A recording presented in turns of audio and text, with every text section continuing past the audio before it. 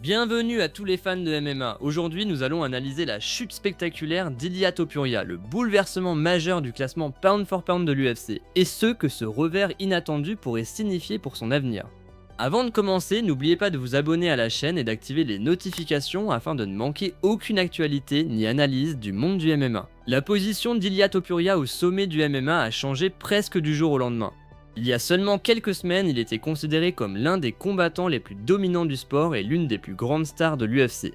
Aujourd'hui, après une défaite dévastatrice lors de l'UFC Freedom 250, l'ancien champion a chuté dans le classement pound for pound et se retrouve confronté à l'un des moments les plus difficiles de sa carrière. Lorsque l'UFC a publié son classement pound for pound actualisé après le spectaculaire événement organisé à la Maison Blanche, les changements ont immédiatement déclenché un vaste débat dans la communauté MMA. Justin Gaethje a grimpé jusqu'à la 4ème place tandis que Topuria a perdu plusieurs positions pour se retrouver 5ème. Pour de nombreux fans, cette chute était particulièrement marquante car Topuria figurait récemment tout en haut de la liste. Il s'était imposé comme l'un des champions les plus accomplis de sa génération et était considéré par beaucoup comme le meilleur combattant pound for pound au monde. La déception a été encore plus grande compte tenu du déroulement du combat.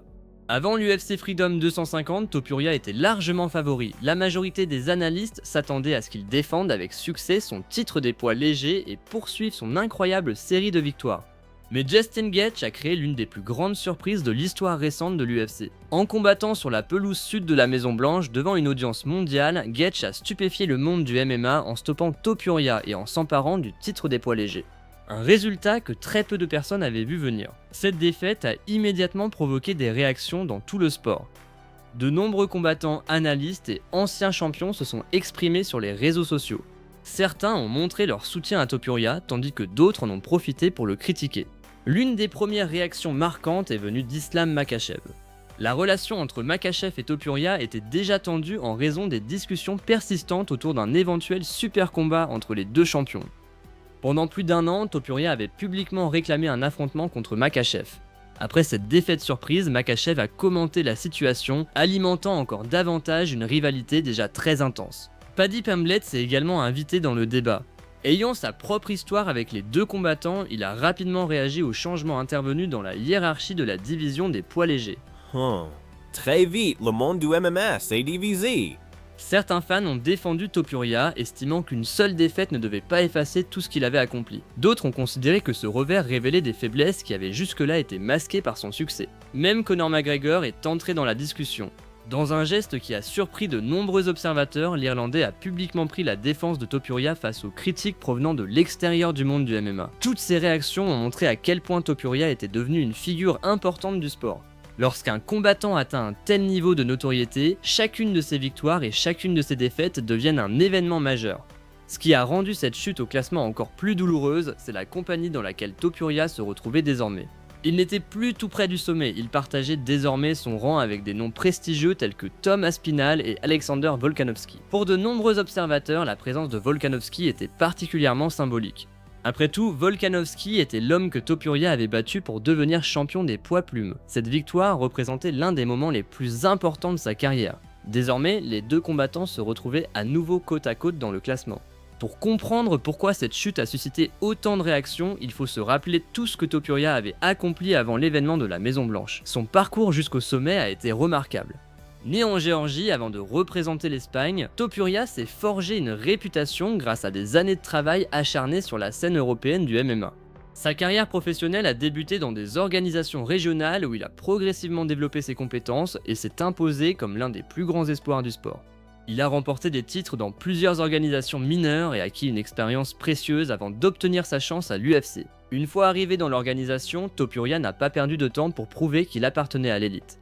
Il a rapidement enchaîné les victoires et battu une série d'adversaires de plus en plus dangereux. L'un de ses succès les plus importants est survenu face à Josh Emmett. Cette performance lui a permis de décrocher une opportunité pour le titre et de se rapprocher encore davantage de l'or mondial. Puis est arrivé le moment de la consécration. En février 2024, Topuria a mis Alexander Volkanovski KO pour devenir champion des poids plumes de l'UFC. Cette victoire l'a instantanément fait passer du statut d'espoir montant à celui de superstar mondial. Mais il ne comptait pas s'arrêter là. Au lieu de ralentir après avoir remporté le titre, Topuria a continué à bâtir son héritage. Il a signé des victoires spectaculaires par KO contre certains des noms les plus respectés du sport, notamment Max Holloway et Charles Oliveira. Ces succès ont considérablement renforcé sa popularité et consolidé son argument en tant que meilleur combattant pound for pound de la planète. 3 adversaires légendaires, 3 finitions inoubliables. Très peu de combattants dans l'histoire de l'UFC peuvent se vanter d'avoir réalisé une telle série. Après avoir conquis la division des poids plumes, Topuria a décidé de viser encore plus haut. Il est monté chez les poids légers à la recherche d'un nouvel exploit historique. Le pari a porté ses fruits. En battant l'ancien champion Charles Oliveira, il est devenu l'un des rares combattants de l'histoire de l'UFC à remporter des titres dans 2 catégories de poids différentes. Cet accomplissement l'a placé aux côtés des plus grands champions que le sport ait connus. À la suite de cette victoire, Topuria a atteint le sommet absolu. Il a pris la première place du classement pound for pound de l'UFC, dépassant des noms comme Islam Makhachev et Merab Devalishvili. Pour de nombreux fans et analystes, ce moment représentait l'apogée de sa carrière. Il était champion invaincu et reconnu comme le meilleur combattant du monde. Tout semblait aller dans la direction parfaite. Puis est arrivé l'UFC Freedom 250. Ce qui devait être une nouvelle victoire historique est finalement devenu le début d'un tout nouveau chapitre. Le combat lui-même n'avait pourtant pas commencé comme une catastrophe pour Ilia Topuria. En réalité, les premiers rounds semblaient confirmer tout ce que les fans et les analystes disaient de lui depuis des mois. Il paraissait précis, confiant et totalement maître de la situation. Dès le début, Topuria a imposé la pression et a réussi à appliquer parfaitement son plan de combat. Ses combinaisons touchaient la cible avec efficacité et il semblait frustrer Justin Gaethje grâce à ses déplacements et à son agressivité. Le deuxième round fut particulièrement impressionnant. Topuria a placé plusieurs coups puissants au corps qui ont visiblement affecté son adversaire. À un moment donné, Gaethje a été envoyé au sol et contraint de survivre tandis que Topuria avançait, améliorait sa position et menaçait de terminer le combat. Le champion est même parvenu à obtenir la position de monture complète, une position dominante que beaucoup considéraient comme annonçant une fin imminente. Pendant un bref instant, il semblait que le combat n'était plus qu'à quelques minutes de son dénouement. La foule observait Topuria prendre le contrôle d'une nouvelle défense de titre qui paraissait parfaitement maîtrisée, mais Justin Gaethje a refusé de céder. Connu tout au long de sa carrière pour sa résistance exceptionnelle et sa capacité à encaisser des dégâts considérables, il a réussi d'une manière presque incroyable à survivre à ce round dangereux et à poursuivre le combat. Avec le recul, de nombreux observateurs considèrent que ce moment a marqué le véritable tournant de la rencontre. Alors que Topuria cherchait agressivement la finition, Gaethje gagnait un temps précieux pour récupérer. Chaque seconde qui passait permettait au challenger de retrouver de l'énergie et de se préparer à une nouvelle offensive. Puis tout a changé. Lorsque le troisième round a commencé, Gaethje est revenu avec une confiance et une détermination renouvelées. Presque immédiatement, il a commencé à placer des frappes beaucoup plus lourdes. L'élan qui appartenait jusque-là à Topuria a soudainement changé de camp. Gaethje a connecté une combinaison dévastatrice qui a envoyé le champion au tapis et complètement modifié la direction du combat. Pour la première fois de la soirée, Topuria semblait vulnérable. Le challenger a continué à avancer, trouvant régulièrement des ouvertures et forçant le champion à participer à des échanges extrêmement difficiles. Au fil du round, les dégâts ont commencé à s'accumuler. Une série de contres précis, incluant des uppercuts dévastateurs et de puissants directs du droit, a provoqué un gonflement important autour des yeux de Topuria. Les blessures devenaient impossibles à ignorer. Ce qui ressemblait quelques minutes auparavant à une défense de titre confortable se transformait désormais en véritable combat de survie. À la fin du troisième round, le visage de Topuria témoignait clairement des dommages qu'il avait subis. Le médecin présent au bord de la cage a été contraint d'examiner le champion entre les rounds. L'inquiétude était évidente, les responsables médicaux ont soigneusement évalué son état et ont sérieusement envisagé d'arrêter le combat. À cet instant précis, l'avenir de l'affrontement était en suspense. Malgré la gravité des blessures, Topuria a insisté pour continuer. Sa détermination était indiscutable. Il refusait d'abandonner et voulait conserver toutes ses chances de défendre sa ceinture. Le combat a donc été autorisé à se poursuivre jusqu'au 4e round. Les deux combattants comprenaient que le duel approchait de son dénouement et aucun des deux n'a retenu ses efforts. Les échanges sont devenus de plus en plus violents. Gaethje continuait à placer de puissantes frappes à la tête et au corps tandis que Topuria tentait de combattre malgré la douleur afin de reprendre l'avantage. Le champion a démontré un courage exceptionnel.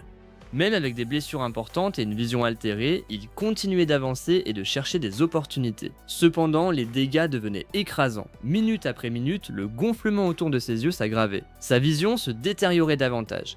Les coups encaissés tout au long du combat commençaient à avoir un impact physique considérable. Finalement, le coin de Topuria a dû prendre une décision extrêmement difficile. Préoccupés par la sécurité de leurs combattants, ses entraîneurs ont choisi d'arrêter le combat. Cette décision a mis fin à l'affrontement et a couronné Justin Gaethje comme nouveau champion poids léger de l'UFC.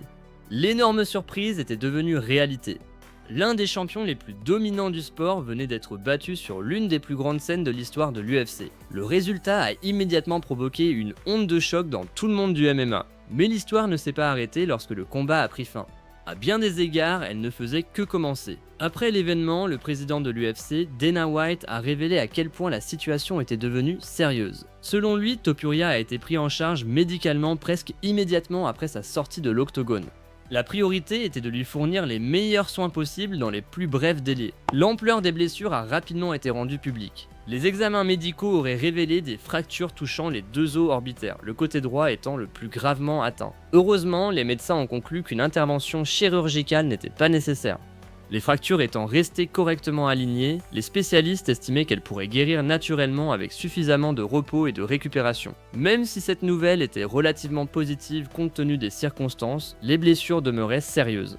Topuria venait de vivre l'une des nuits les plus éprouvantes de toute sa carrière. Le gonflement autour de ses yeux expliquait en grande partie les difficultés qu'il avait rencontrées dans les derniers rounds.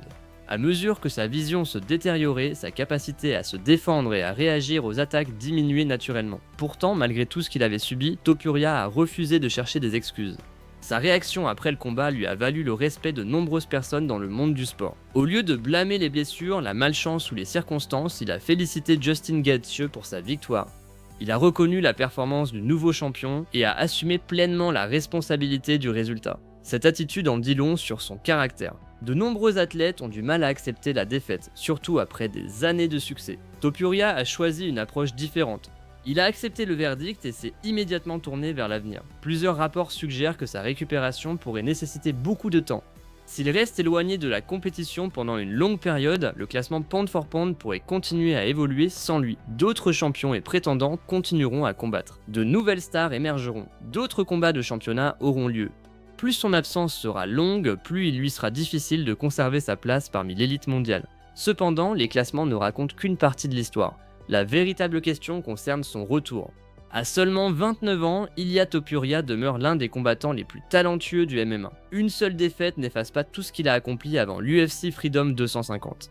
Ses victoires contre Volkanovski, Holloway, Oliveira et de nombreux autres adversaires font toujours partie de son héritage. Personne ne pourra les lui retirer. Le défi consiste désormais à reconstruire son élan. Peut-il récupérer physiquement? Peut-il retrouver sa forme de champion? Peut-il revenir au sommet du classement pound for pound? Ce sont ces questions qui définiront la prochaine étape de sa carrière. Fait intéressant, ses premières déclarations après le combat ont montré que sa confiance restait intacte. Au lieu de parler de retraite ou d'incertitude, il a évoqué l'avenir. Il a félicité Gaethje et a même laissé entendre qu'une revanche pourrait avoir lieu un jour. Cet état d'esprit est essentiel. Les champions ne sont pas seulement définis par leur manière de gagner, mais aussi par leur façon de réagir face à l'adversité. Les plus grands athlètes de l'histoire des sports de combat ont tous connu des revers. Ce qui les distinguait des autres, c'était leur capacité à revenir plus fort. Pendant ce temps, l'avenir de la catégorie des poids légers reste incertain. Justin Gaethje a enfin réalisé son rêve en devenant champion incontesté, mais de nombreuses questions subsistent concernant la suite de sa carrière. À 38 ans, les discussions autour d'une éventuelle retraite continuent de l'accompagner. S'il décidait de quitter le sport en tant que champion, la situation de la division pourrait devenir extrêmement complexe. Une ceinture vacante créerait de nouvelles opportunités pour plusieurs prétendants, y compris Topuria lorsqu'il sera suffisamment rétabli pour revenir. Le paysage de la catégorie pourrait être totalement différent à son retour. Pour l'instant, l'objectif principal reste la guérison. Se remettre de graves blessures au visage exige de la patience, de la discipline et du temps. Le retour ne se fera pas du jour au lendemain. Malgré cela, tous ceux qui suivent la carrière de Topuria comprennent pourquoi tant de fans restent optimistes. Tout au long de son parcours, il a constamment surmonté les obstacles et dépassé les attentes. Quand beaucoup doutaient de lui contre Volkanovski, il a gagné. Quand les critiques pensaient que Holloway le battrait, il a gagné. Quand certains estimaient qu'Oliveira était trop expérimenté, il a encore gagné. Toute sa carrière a été construite sur sa capacité à faire mentir les sceptiques. C'est pourquoi de nombreux supporters refusent de l'écarter malgré ce revers. Aujourd'hui, il est classé 5e. La défaite est réelle. Les blessures sont réelles. Le chemin du retour sera difficile, mais l'histoire est loin d'être terminée.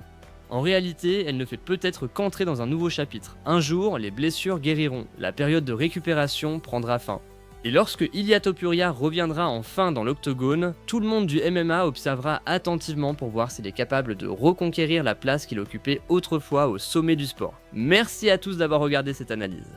Si vous avez apprécié cette vidéo, n'oubliez pas de laisser un like, de vous abonner à la chaîne et d'activer les notifications pour ne manquer aucune actualité, analyse ou couverture des combats de MMA. Et maintenant, la question est pour vous, pensez-vous qu'Ilia Topuria puisse se remettre de cette défaite dévastatrice et redevenir champion de l'UFC, ou la victoire de Justin Gaethje marque-t-elle le début d'un changement durable dans la division des poids légers? Faites-moi part de votre avis dans les commentaires.